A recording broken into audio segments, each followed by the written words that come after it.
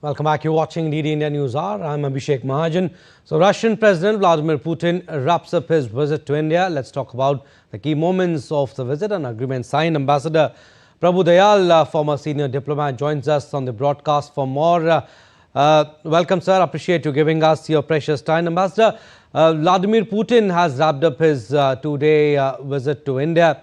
Tell us what were the standout moments that defined the tone of this trip. Well, first of all, thanks for having me on your show.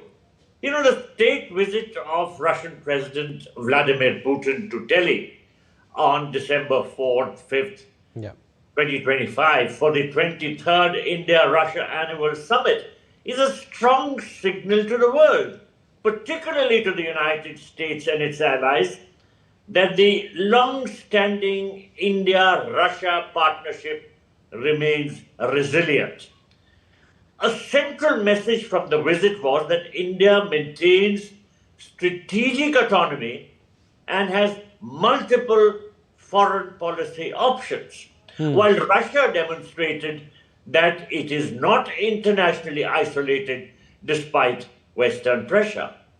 So the visit occurred after the US had imposed tariffs on India for its continued purchase of Russian crude oil.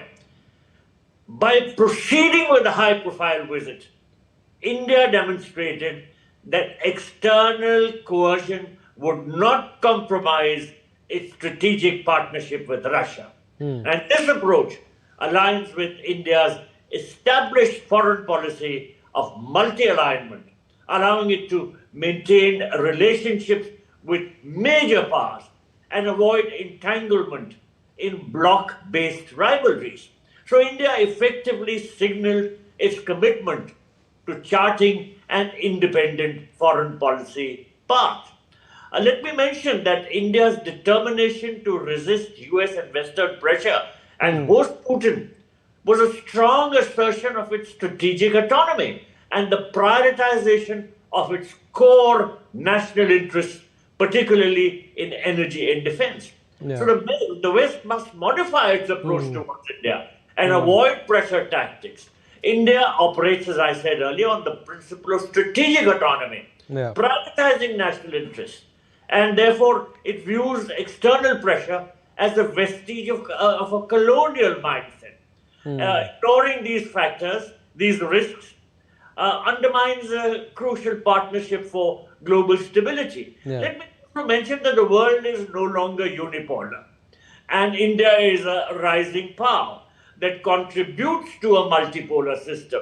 And the West needs to engage with India as an equal partner, respecting its independent stance in forums like BRICS and G20, rather than expecting absolute alignment. In a nutshell, you know, India has demonstrated its ability to build consensus on different global issues.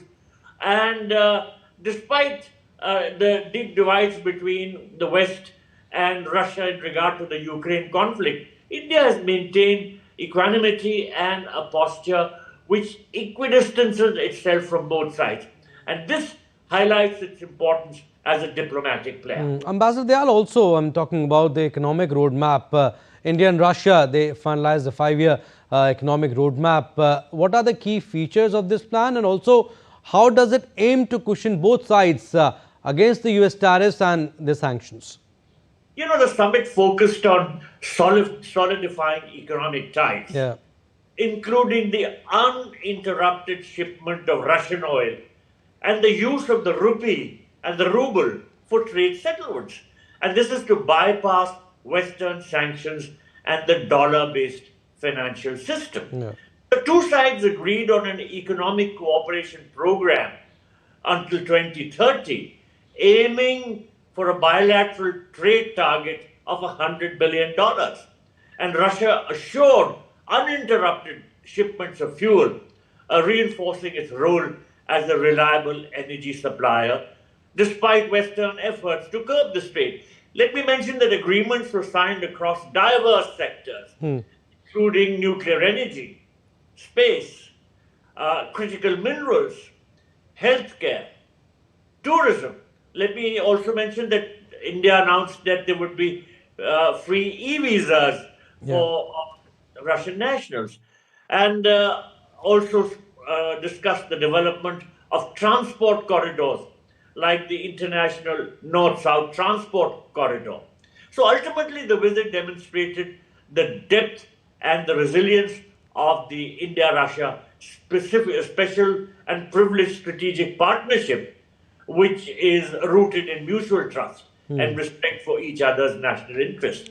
So there was another important discussion, which is about the Chennai-Vladivostok corridor, the international north-south transport corridor, to streamline the flow of goods and reduce transportation barriers.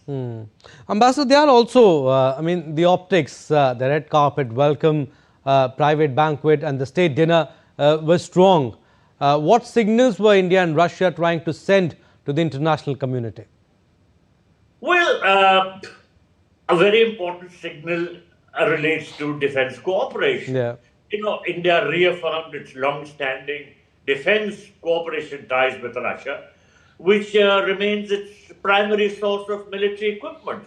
And there were discussions on new contracts for submarines and fighter jets and joint production initiatives, despite American pressure to diversify. So while no new major deals were announced during the summit, the discussions and agreements laid a strong foundation for future cooperation that moves beyond a traditional buyer-seller dynamic towards a more integrated defense industrial partnership. So Putin's visit was significant for the defense ties because it shifted the focus from direct arms purchases to joint development and production of military equipment, aligning with India's Atmanirbhar Bharat.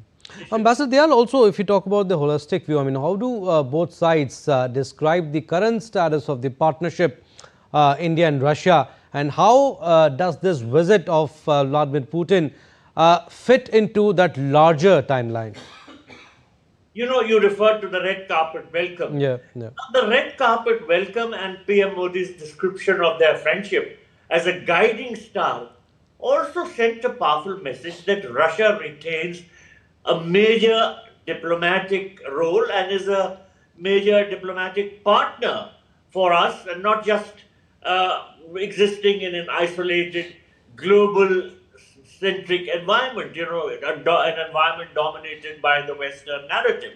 So the West has been trying to completely isolate Russia due to several factors, but it has not been able to do so. And a significant number of countries in the global south, including economic giants like China and India, have remained neutral or continue to engage with Russia. So this sort of sends across the correct picture rather than what the Western media always tries to convey.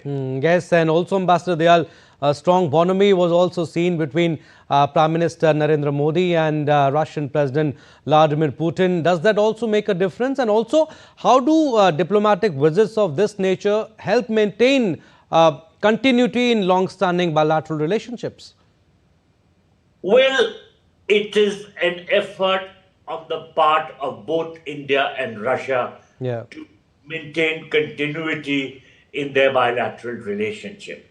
And India's decision to host President Putin was a calculated, interest-based diplomatic move that prioritized national, strategic and economic needs.